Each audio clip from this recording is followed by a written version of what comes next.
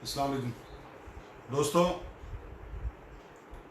सबसे ज़्यादा खुशी की बात आज ये है और आपके लिए सबके लिए मुबारकबाद की बात है कि आप सब लोगों की दुआएं काम आई।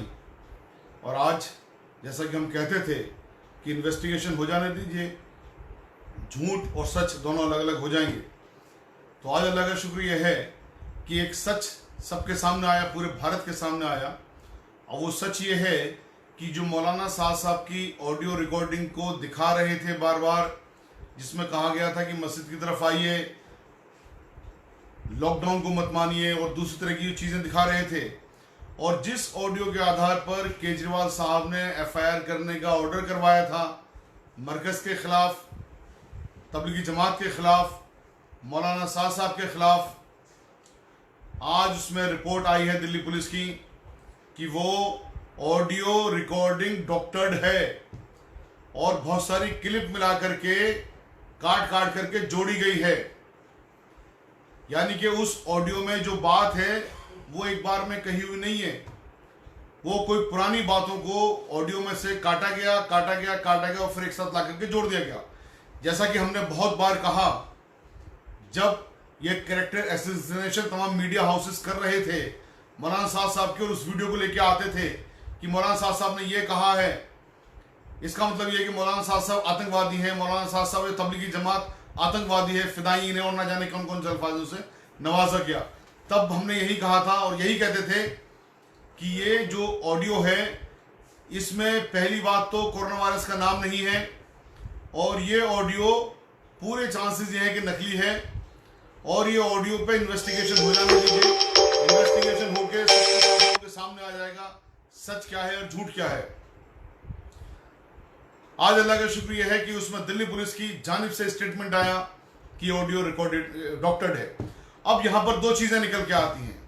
जब ऑडियो डॉक्टर्ड है तो इस ऑडियो की बेस के ऊपर ही तो केजरीवाल साहब ने ऑर्डर किया था एफआईआर कर दीजिए और उस एफआईआर होने के बाद ही सांप्रदायिक मीडिया ने, जो सांप्रदायिक मीडिया हाउसेज हैं, एक नैरेटिव चलाया मुसलमानों के खिलाफ, एक डर और आतंक का माहौल बनाया मुसलमानों के खिलाफ, और इस देश को बांट दिया हिंदू और मुसलमानों में।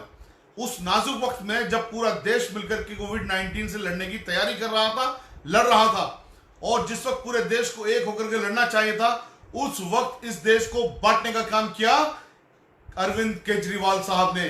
सूत्र वही है, शुरुआत वहीं से हुई है। उसके बाद जो सांप्रदायिक मीडिया हाउसेज हैं वो उन लोगों ने उनके काम को आगे बढ़ाया, किस तरह से रिपोर्टिंग की कि ये तबलीगी जमाती आतंकवादी हैं, ये जिहादी हैं, ये फिदायीन हैं। कुछ मीडिया हाउसेज ने तो उनको आईएसआई तक से जोड़ दिया था। कितने शर्म की बात है।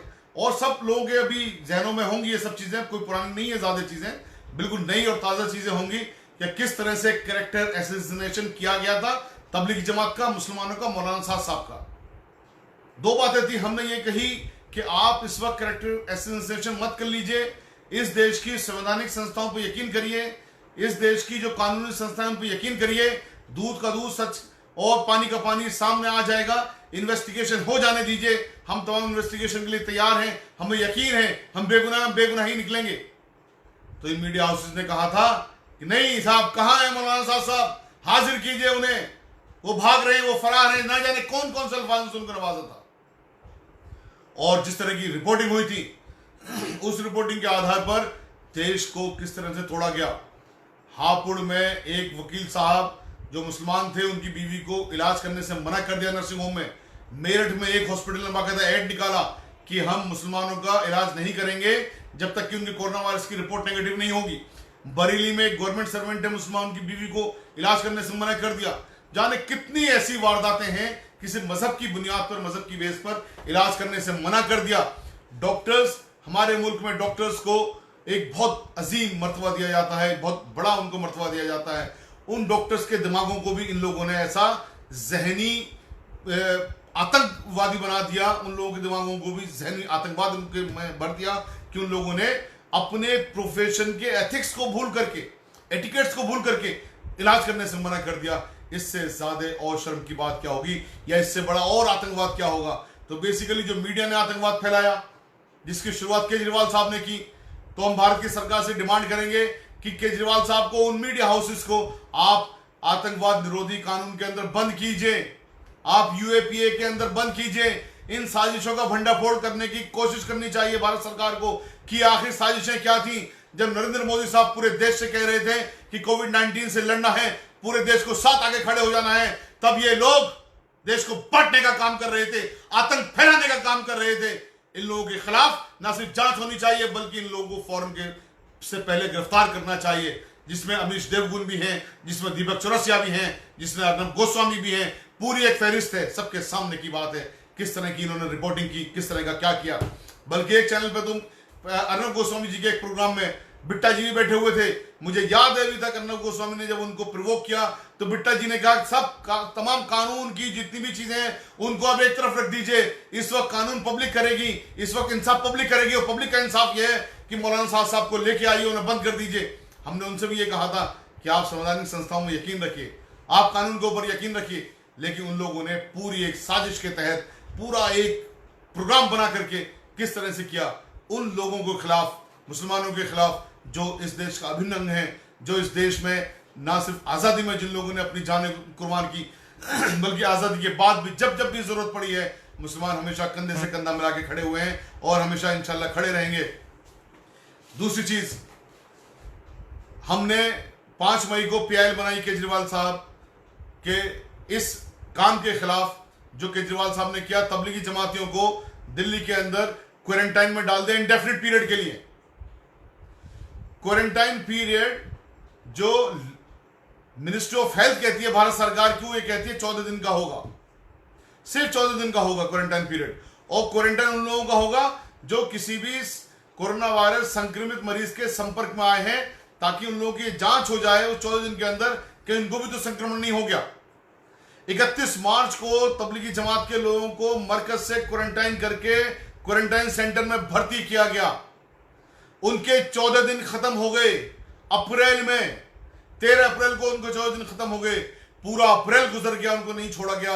6 तारीख तक, 6 मई तक भी उनको नहीं छोड़ा गया। जब 6 मई को हमने पीआईएल बनाई और पीआईएल की इंफॉर्मेशन केजरीवाल साहब के पास गई तो उन्होंने उरत फुरत फौरन एक प्रेस कॉन्फ्रेंस की, क्योंकि अपने आप को बहुत अच्छा पॉलिटिशियन मानते हैं। केजरीवाल साहब, आपको हमने एक्सपोज करना है इस जनता के सामने किस तरह की आप घटिया पॉलिटिक्स करते हो। इन्होंने फौरन प्रेस कॉन्फ्रेंस की और यह कहा कि हमने 4000 तबलीगी जमात के लोगों को दिल्ली से छोड़ने का ऑर्डर कर दिया है।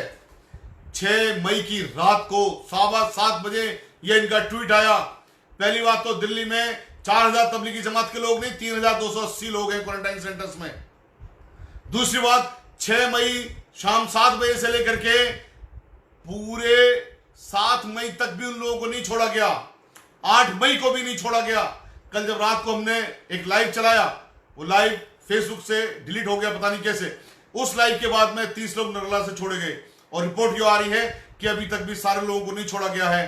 पहली बात तो 14 दिन से जो बियॉन्ड उनकी जितना भी दिन वो क्वारंटाइन पीरियड में रहे हैं, वो इलीगल कन्फाइनमेंट है, इलीगल डिटेंशन है। और आपने डिटेंशन सेंटर ही एक तरह से बना दिए थे। अगर डिटेंशन सेंटर आपने नहीं बनाए होते ये, तो 2 लोग जो सुल्तानपुरी में जो लोग भूख से मरे हैं वो शायद नहीं मरते। क्या आप इंसानों को धर्म के नाम पर इस तरह से बांटोगे कि अगर वो मुसलमान है तो एफआईआर भी नहीं होगी, उनकी जांच भी नहीं होगी कि आखिर वो क्यों मरे थे। 2 लोग क्वारंटाइन सेंटर में मरे हैं, उनकी जांच क्यों नहीं हुई है अभी तक, उन पर एफआईआर क्यों नहीं हुई है उनके खिलाफ, उनके जो डेथ उनकी हुई है उस बारे में। ये तो कानून है ना सीधे से कि गवर्नमेंट कस्टडी में या पुलिस कस्टडी में, और क्वारंटाइन सेंटर भी तो आप ही कस्टडी में हो गया ना। जब डेथ हुई है तो उनकी जांच होनी चाहिए। ये कानून का एक बहुत मामूली सा पहलू है जो आपने अभी तक भी पूरा नहीं किया। हमने इसीलिए दिल्ली हाईकोर्ट में पीआईएल लगाने जा रहे थे, लेकिन आपने चूंकि माहौल ये बना दिया कि साहब आपने ऑर्डर कर दिया है उनको छोड़ने का, तो हमारी अर्जेंट हियरिंग की जो एप्लीकेशन थी वो अर्जेंट हियरिंग की एप्लीकेशन हमने प्रेस नहीं की। लेकिन अब कल तक का वक्त आपके पास है। कल तक सारे लोग अपने अपने घर नहीं पहुंचे। जिन लोगों के खिलाफ केसेस हैं उनको छोड़ करके, जिन लोगों के खिलाफ केसेस हैं हमें यकीन है ऑनरेबल कोर्ट से हम उनको जमानत करवा लेंगे, इंशाल्लाह उनको भी छूट जाएंगे वो भी। लेकिन जो बाकी लोग हैं उनको आप छोड़ने का काम कीजिए। अगर नहीं छोड़ा गया तो मंडे को इंशाल्लाह सुबह 9:30 बजे आपके खिलाफ यहाँ पर मेंशनिंग ऑनरेबल हाईकोर्ट के अंदर करके हम ये पीआईएल करने जा रहे हैं। उत्तर प्रदेश के अंदर से भी खबरें आ रही हैं कि वहां भी बहुत सारे लोगों को नहीं छोड़ा गया है क्वारंटाइन पीरियड के बावजूद भी। हालांकि वहां से खबरें ये भी आ रही हैं कि बहुत सारे लोगों को छोड़ दिया गया है, बहुत सारे लोगों को 14 दिन के बाद ही छोड़ दिया गया, बहुत सारे लोगों को नहीं छोड़ा गया है और अभी भी पड़े हुए हैं, मथुरा के अंदर है। मथुरा के अंदर जो लोग हैं उनसे मेरी रात भी बात हुई, उन्होंने कहा अभी तक नहीं छोड़ा गया है, उम्मीद है शायद आज छोड़ दे। तो हम उत्तर प्रदेश की सरकार से भी ये बात करते हैं, ये मांग करते हैं कि उनको फौरन वहां से छोड़ा जाए। कोई गुनाह नहीं है उनका मुसलमान होना और कोई गुनाह नहीं है इस हिंदुस्तान के अंदर किसी का भी मजहब, जो भी मजहब होता है उस मजहब के बिना पर, उस मजहब की वजह से। आर्टिकल 25 हम सबको अपने अपने मजहब को पालने का, अपने अपने मजहब के साथ रहने का, उसको पूरा करने का पूरा हक देता है। इसलिए हम आपसे भी मांग करते हैं कि आप उनको फौरन छोड़ने का काम कीजिए, वरना मंडे को इंशाल्लाह आपके खिलाफ भी हम ऑनरेबल हाई कोर्ट के अंदर एक पीआई लगाने जा रहे हैं और उसमें पीआई में सिर्फ हम एक पिटीशन ही फाइल नहीं करेंगे, उसके अंदर और भी बहुत सारे रिलीफ्स होंगे। तो उन सब चीजों के जिम्मेदार भी आप ही होंगे। और एक बात मैं आखिर में कहना चाहता हूं, हमारे मुल्क में एक नारा आपने अक्सर पढ़ा होगा, खासतौर से तिरंगे की जब जब बात आती है तब तो पढ़ा होगा, सत्यमेव जयते। आखिर में जीत सच की ही होती है और सच की ही होकर रहेगी इंशाअल्लाह। सच के साथ खड़े रहिए, कानूनी संस्थाओं का सम्मान कीजिए, कानून के साथ खड़े रहिए। जिस तरह से कानून में भले देर होती है, हमें बेइज्जती सहनी पड़ती है, उसको सही है, बर्दाश्त करिए। इस्लाम नाम ही बर्दाश्त करने का है, बर्दाश्त करिए। जीत आप ही की होगी, जीत इंशाअल्लाह सच ही की होगी। इसी के साथ मैं अपनी बात को खत्म करता हूं। अस्सलाम वालेकुम रहमतुल्लाहि व बरकातहू।